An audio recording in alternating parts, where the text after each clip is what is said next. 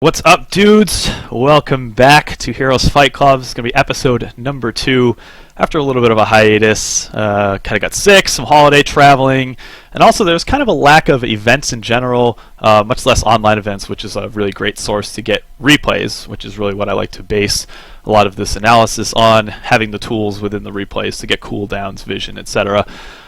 So having a lack of all that and all those things combined really did make it difficult to put out some content, but don't worry anymore. We do have the Heroes Rising replay pack that was just put out a little while ago, and there was a lot of really good fights, good matches that happened at that event, so I should have a good amount of material to pull from to create a couple episodes for you guys.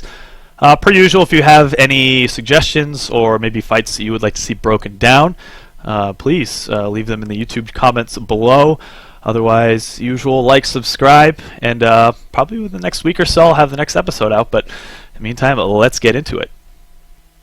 Okay, so we're going to hop right into it. We'll watch through this replay, this fight, so you guys can just sort of get an idea of what the context is for this.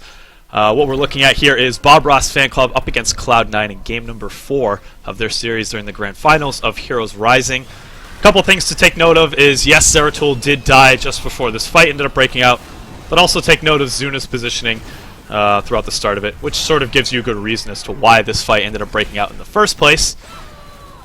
So you guys have a little bit of context. You can see the results of the fight and make your best guess as to what you think the really big plays were. And I think you might actually be a little bit surprised. Okay, going back to the start of this fight, we're going to kind of break down a little bit what the overall goals are for each of the teams. We'll start with Cloud9. And we take a look at their general composition. Again, Zeratul was just taken out at the beginning of this fight, so they don't have the separation tools that they might look to have normally through the use of the Void Prison. But really, that is kind of the name of the game for Cloud9, is to generally separate the team. They have some good tools. K1 Pro's got the Gust, and you guys know he knows how to use that to sort of isolate some members, make use of that decaying slow that happens for 5 seconds afterwards. And a lot of knockbacks, CCs available through use of King Caffeine, Dunk Train's grenade. He's spec'd into the grenade just a little bit. Multiple charges. Arthlon has the stun, double shot for the penetrating round. So there's a lot of just general CC control, and that's what they're going to be looking to do. Also, to make sure that they can kind of keep Arrow in check. He does have Mosh Pit. There's the Divine Shield to go with it. So they need to look for situations, make sure that their spacing is very good to dodge that potential mosh pit coming through, and sort of to keep Kenma and Arrow separated if possible, and try to get picks through those types of plays.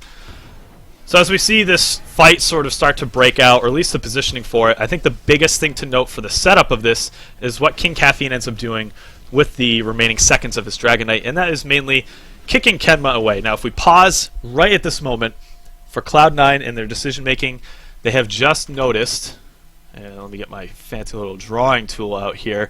They have just noticed that 2 members have disappeared into the realm that is down here.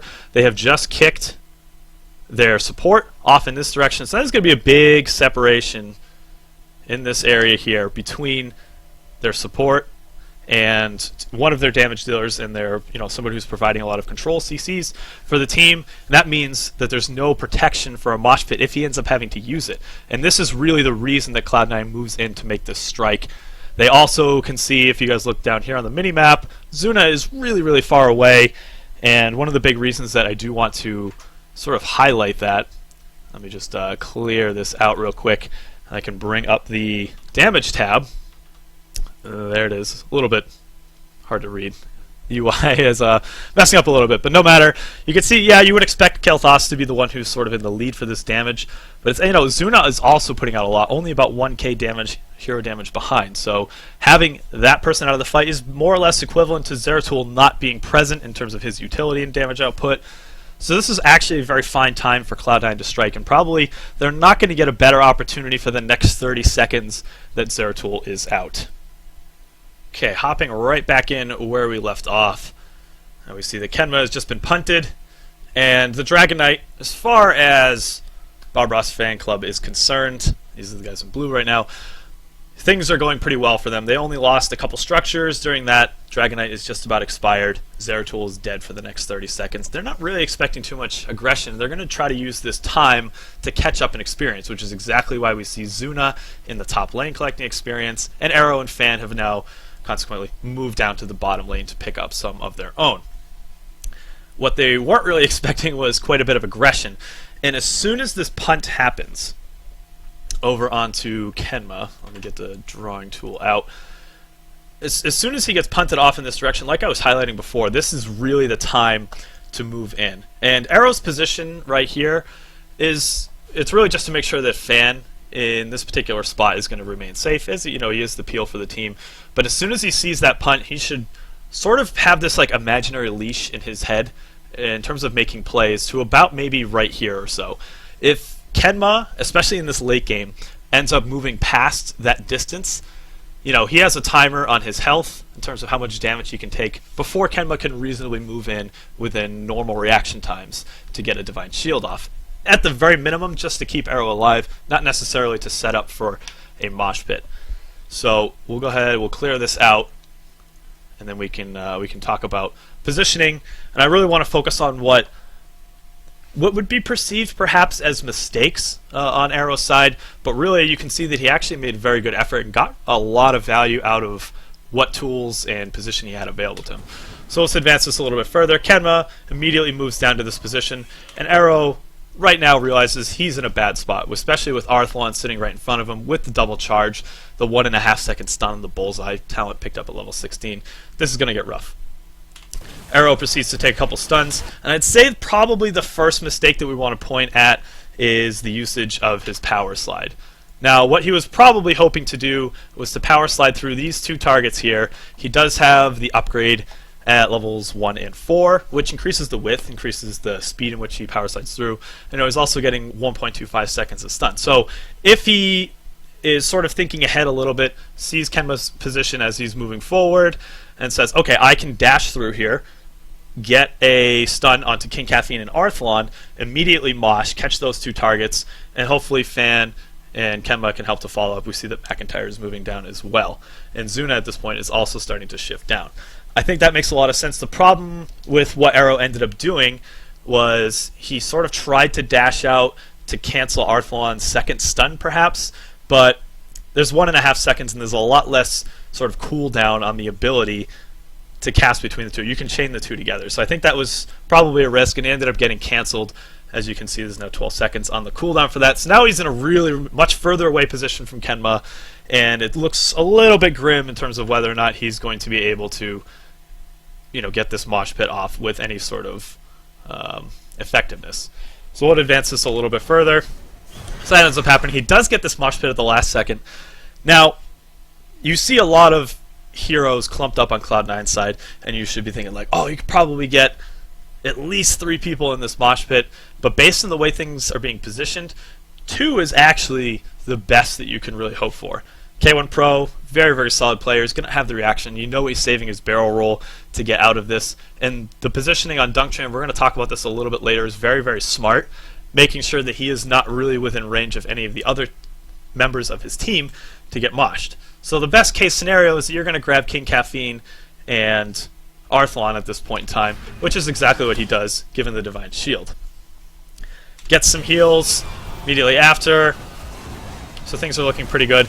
Now, we can't see it just yet, but the intent, I think, for Arrow at this point was to move to the other side of Arthlon. And let me grab this so we can kind of see what would have happened. He really wanted to move to the other side of Arthlon at this point and push him in this direction, making use of, he has a bunch of upgrades at levels 7, 13 for his face melt. Most notably more knockback and 2-second 80% slow, which is very, very significant. Would have put Arthlon in a very, very bad position, so I can agree with this. What he was doing, Dungtran ends up canceling out the grenade, and we'll highlight that a little bit more later. So really, he ends up making an attempt to get a lot of plays out of this sort of positioning. Doesn't end up working out in the long run. But I think overall the intent was very good in terms of position. You could look at where he started the fight with and what the overall outcome was at this point in time. No members of the enemy team are dead except for Zeratul, who died well before the fight started. and now he's out. There's no more crowd control for the team. Only 3 members in the immediate vicinity. Looks bad on paper, but I think with all pretty well intent, based on how things started positionally, he really did get the best of this situation. Okay, next player we're going to take a look at is Gimmeh. Let me highlight him real quick for you guys. You can see his build in general. He's playing more or less a buttons Uther. Has a lot of abilities to keep track of. Probably most notable replacement is Clairvoyance, probably to deal with Zeratul. And it's also really good to have positional vision on a map like this, just to see how many heroes are represented at either of the shrines, etc. But he has Shrink Ray, Benediction, Protective Shield, Conjurer's Pursuit at level 1. But more or less, he has a lot of cooldowns to keep track of. And for Uther, this can be quite difficult in terms of when to use them to get the most effectiveness out of it. And you might be surprised to hear this, but I will absolutely give Gimmeh the MVP for this fight. And every single time I went through this fight and then rewatched it, I found another little really cool play that Gimmeh ended up making. In terms of most of its decision making, in terms of when to save your abilities and when they're going to get the most use, and sort of having that predictive ability to look at it. But we'll start to go through this, and we can really sort of dissect every single little play that Gimmeh makes. Find a couple of mistakes here and there, but more or less ends up really turning the fight around for his team. So we've seen the start of this. As it happens before, they're kind of trying to make a little bit of a chase because Zeratul has just died. Really, really smart plays. More grenades getting thrown out.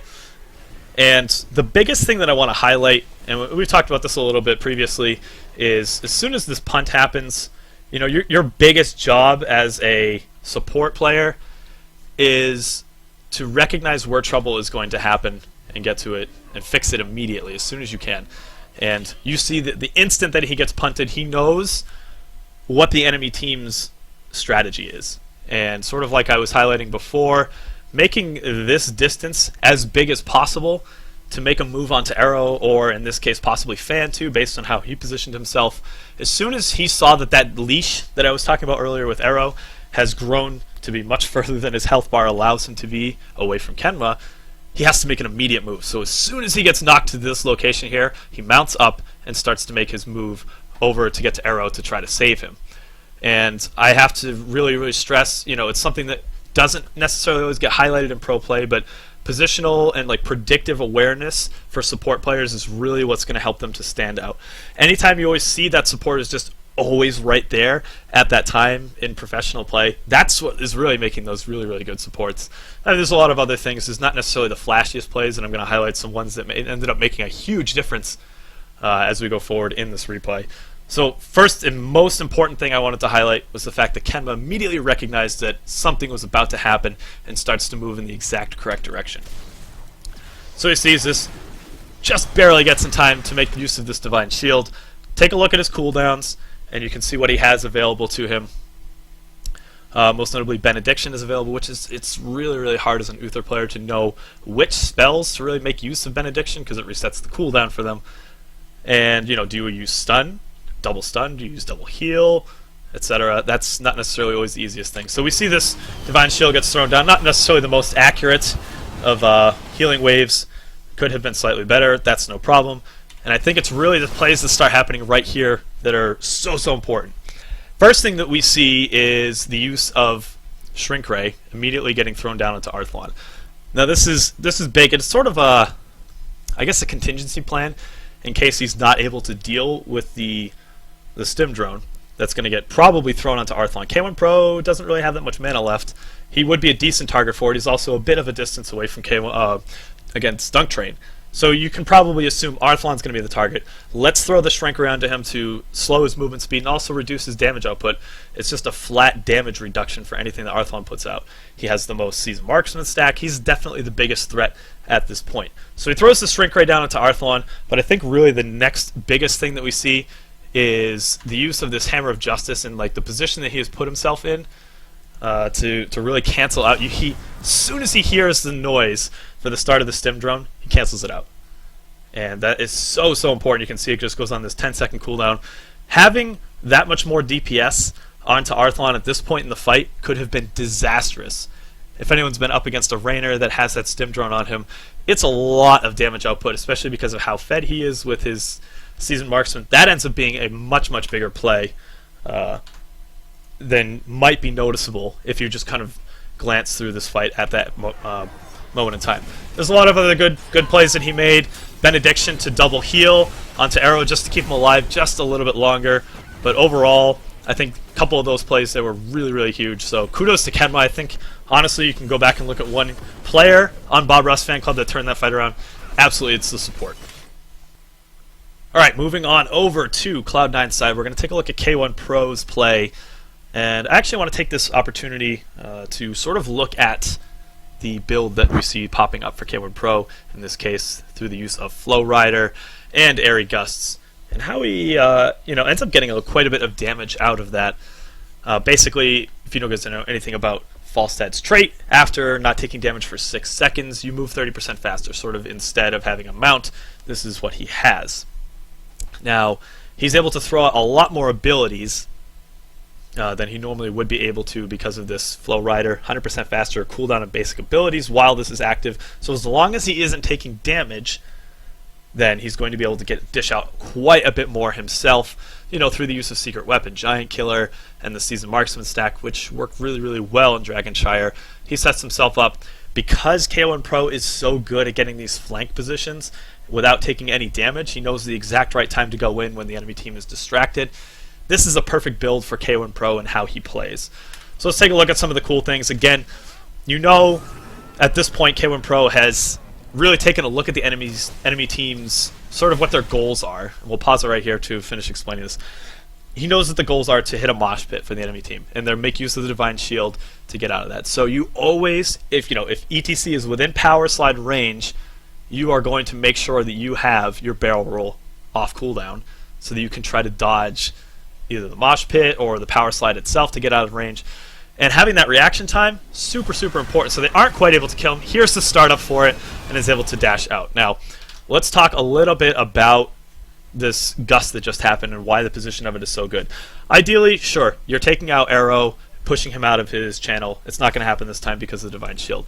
He gets the next best thing. Throws this gust out in this direction, and is able to do a couple things. Fan now gets pushed up against this wall right here, and is going to be seeing a 5-second decaying slow, and he's now separated from the rest of his team.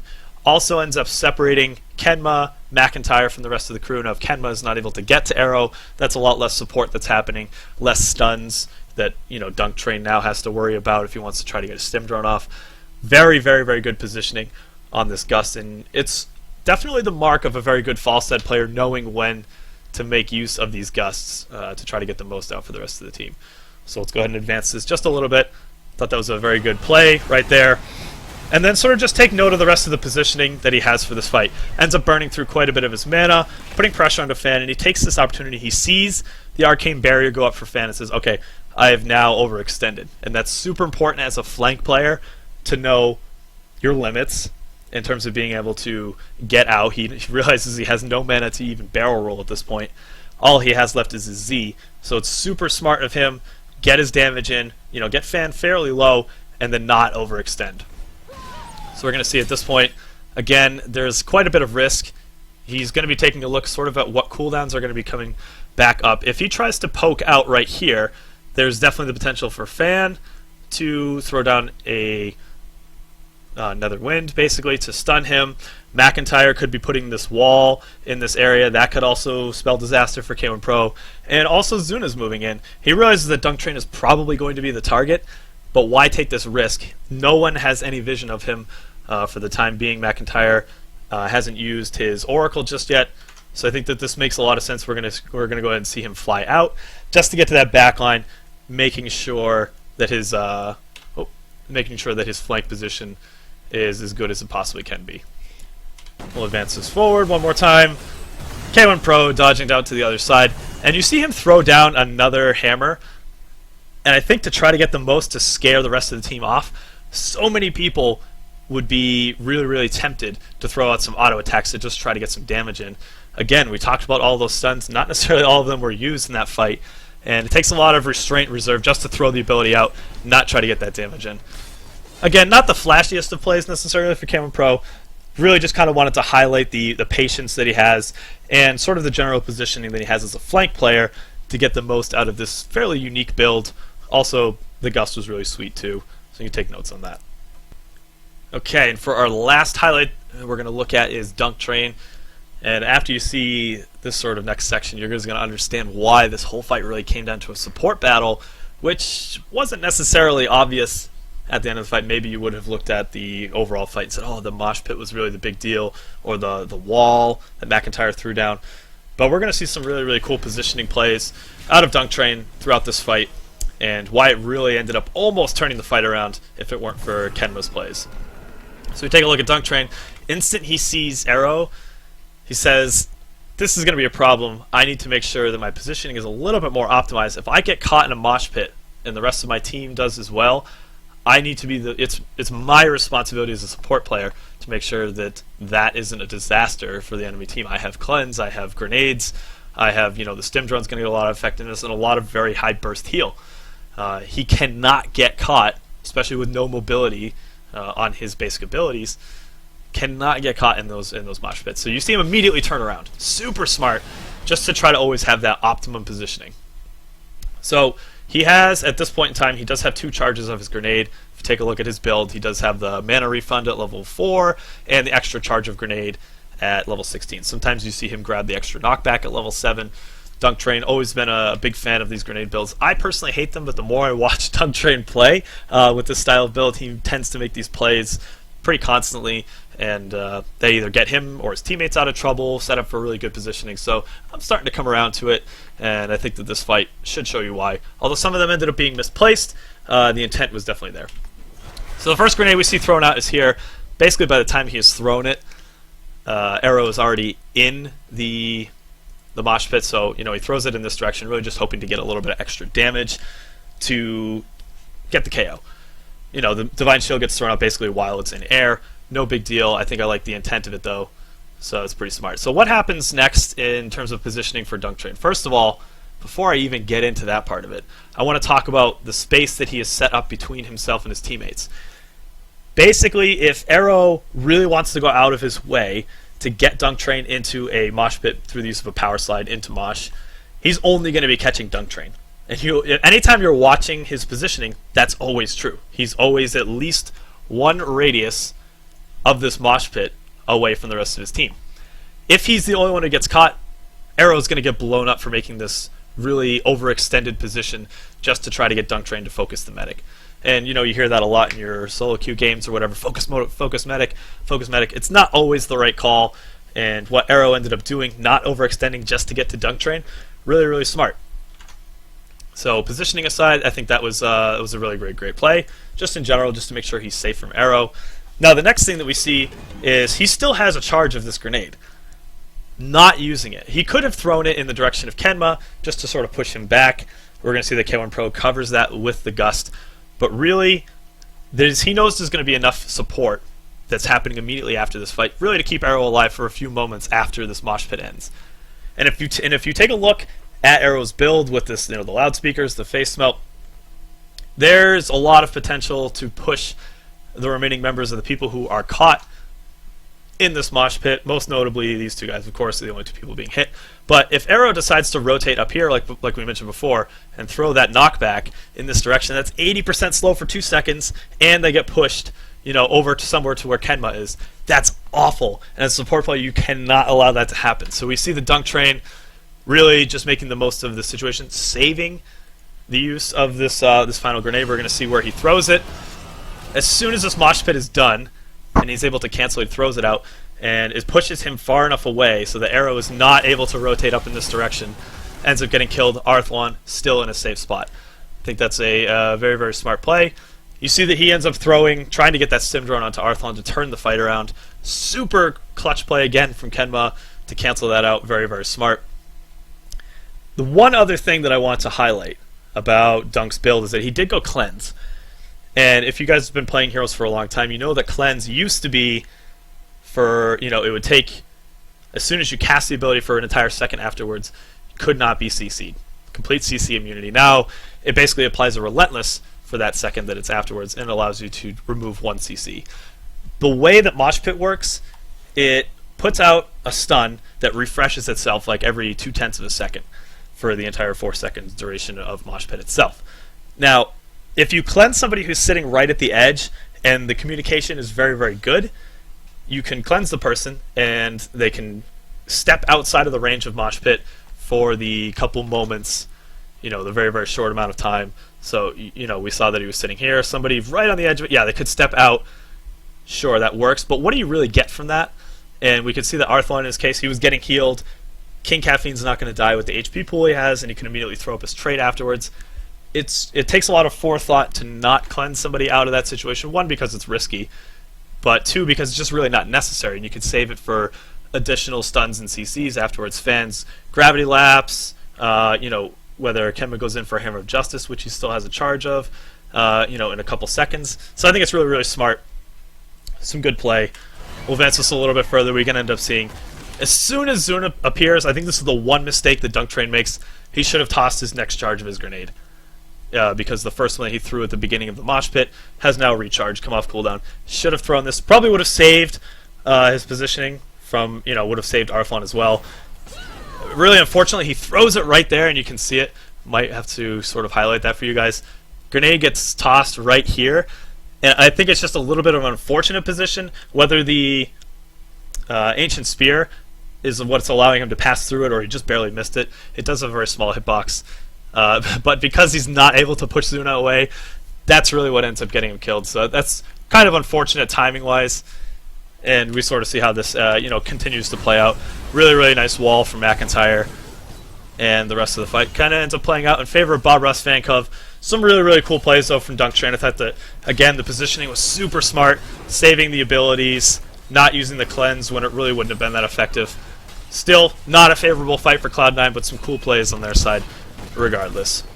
So I think it's going to wrap up this fight for you guys. We'll be back next week with some more matches from the Heroes Rising tournament. Till then, I'll see you guys later.